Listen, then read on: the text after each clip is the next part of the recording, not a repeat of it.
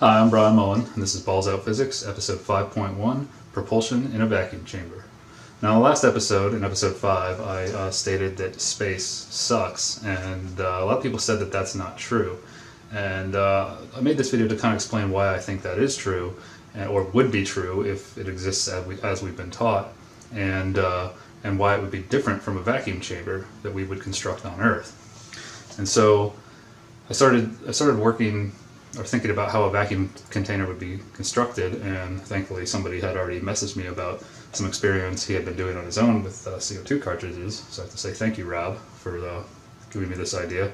But I thought about a CO2 cartridge, and the CO2 cartridge somehow suspended in a chamber, in a vacuum chamber like this.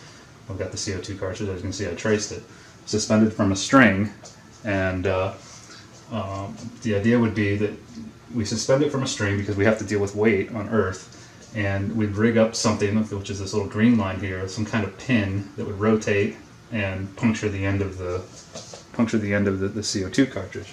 Okay, and that would spray the contents of the CO2 cartridge out, and we'd be able to test whether it works or not.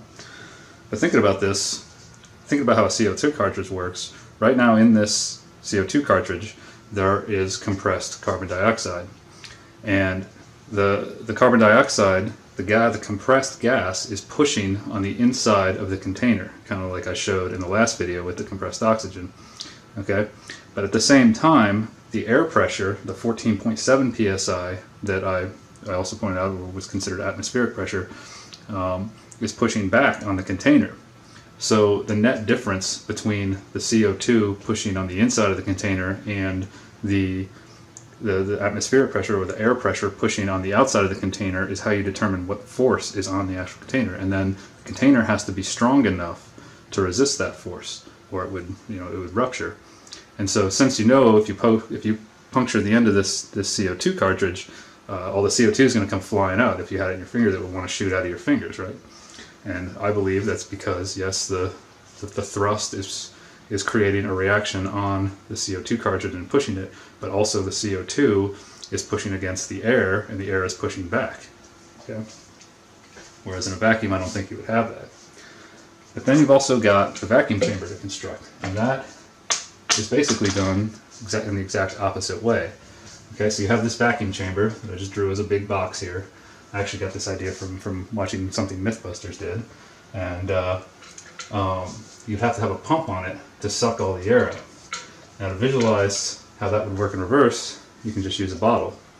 Okay, and no jokes about this, but when you go to suck the air out of the bottle, you're sucking the air out, which is pulling on the inside of the walls, and the atmospheric pressure is also pushing on the outer wall. So when you suck, it collapses, right? So you have to build this chamber to be strong enough to resist that outside pressure pushing on the walls. Excuse me, I should think all the force is from the outside pressure pushing in. When you try to suck it in, that's when you really experience the air, the weight of the air, or the pressure of the air on the outside of the container, because you're pulling the pressure out from the inside, creating the pressure differential. All right, and so this is why I think that space sucks, because space doesn't have a container. As it's theorized, our universe, as we've been taught, is supposed to be expanding infinitely. It never stops expanding. So space always has more space to expand into. So any propulsion that's sprayed out into space is just going to expand infinitely with the rest of space. There's no way for pressure to develop. See what I'm saying? And so to create this vacuum chamber, the first thing you would do before you run the experiment is turn on the pump to suck all the air out. Okay, so all of the air in the container gets sucked out. Okay, now the air rushing past the CO2 cartridge, which would, if we're hanging it from a string like I have here, would probably get it moving, rocking back and forth. So after all of the air is sucked out of the vacuum chamber, and assuming these walls are strong enough to resist the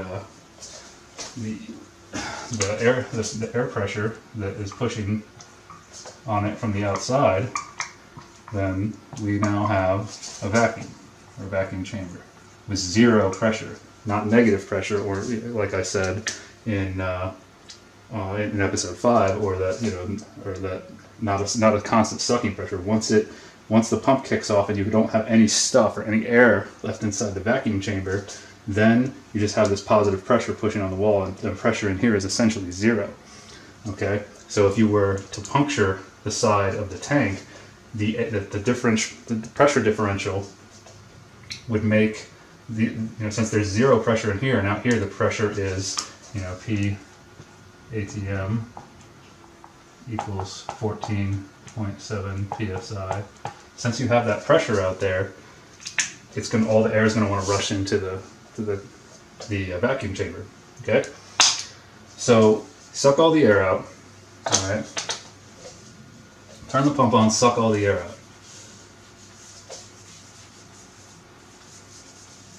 Okay, CO2 cartridge stops swinging. This is just one idea. There's probably better ways to support this, or other ways to support it, because this does create a problem, which I'll show in a second. But okay, air's out of it. There's zero pressure inside the tank. Use this blue marker for pressure. Dropped my bottle over there. So P ATM or PC for chamber equals 0. Right now. Okay, so we've got this little pin rigged up somehow. Either if it's activated wirelessly, that would be a good test to see if electromagnetic waves can pass through the wall of the container and continue passing through the vacuum, or maybe we have some kind of wire hooked up to this string to activate it through a wired connection. So this little pin flings down and punctures the CO2 cartridge, and then bounces back out of the way. We designed it to do something, and then immediately this high energy CO2 sprays out because we have so much pressure inside of the cartridge. Now the pump's off, but this is sealed. Immediately this chamber begins to pressurize, because remember, there was no air in it before, so now this is no longer the case. Immediately pressure builds in the chamber from the propellant. So now basically what's happening is the CO2 expands out and bounces off of the walls, and then creates the reaction that we need to push on this CO2 cartridge. So in my opinion, building a vacuum chamber on Earth isn't the same thing. I don't think we can build a vacuum chamber on Earth that would simulate what outer space is supposed to be, as we've been taught. But I did think about it a little more, and I said, okay, well, could we do this? In order to simulate space, infinitely expanding away from itself, or the universe infinitely expanding away, what we could do is have this pump timed or linked to this pin, so that at the moment that this pin strikes the CO2, this pump comes on and evacuates or sucks out the propellant at the same rate at which it comes out of the CO2 cartridge. We could figure out how fast and how much CO2 comes out in a set amount of time. And so the pump kicks on right when this pin hits, and so the propellant sprays out, and then of course gets sucked right out by the pump, right? And then gets sprayed out into the air or the surrounding environment. And that, in my opinion, would somewhat simulate what we've been taught outer space is. But that, in my opinion, would make it so this won't move. Now, theoretically it wouldn't move. I mean, this would have to be timed perfectly to simulate outer space. And so, assuming this doesn't move, I mean, it might get cold a little bit. I mean, there's a lot happening, and we have to assume that the pump can suck all of that CO2 out. And you kind of see where I'm going with this, where we're eliminating the ability to create a reaction. But that's what we would have to do to simulate space, in my opinion, just after really thinking about this. But the other problem here is, once this, if you do gain some thrust, say we don't have the pump on, this string, once it moves here, once the It's a terrible CO2 cartridge drawing, but you see what I'm saying? Once it moves up here, now we have weight pulling down against the thrust. So a string might not be the best way to do this. There might be better ways, but that's the other problem. On Earth, we have to deal with weight, whereas in space, as it's theorized, it's weightless, so we don't have that problem. Okay? So this is why I say space sucks, because it does not have a container. Okay? So another thing I was thinking about, though, is just to go back to the action-reaction. If you've got this set up to do this and it works and you get no movement in here as we should expect, okay, based on action-reaction, now you have a force, you have this propellant being ejected from this pump, which is pushing on the container. So just to keep, stay in the spirit of Newton's third law and action-reaction, now there's a force pushing on this pump. You know, this force is pushing this way, so you get a reaction this way, and then that in turn is pushing on the vacuum chamber. Now, chances are that force isn't going to be very large, and the weight of the container is enough to create friction between the ground, which I have here by these dashed lines. This is typically how we sketch ground in structural engineering. You'll have the weight of the container multiplied by a friction coefficient will give you a resulting force of friction here, which will resist that force and keep it from moving. Okay, so just keep that in mind. So this is why I don't think we can even really, this would be so hard to time and do, and we're essentially defeating the purpose of the propellant by sucking it out as it's sprayed out of the CO2 cartridge.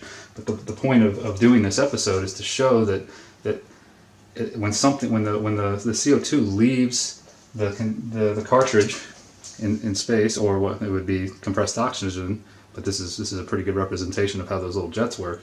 When the oxygen is sprayed out into space, it just expands with space. There's nothing to push back.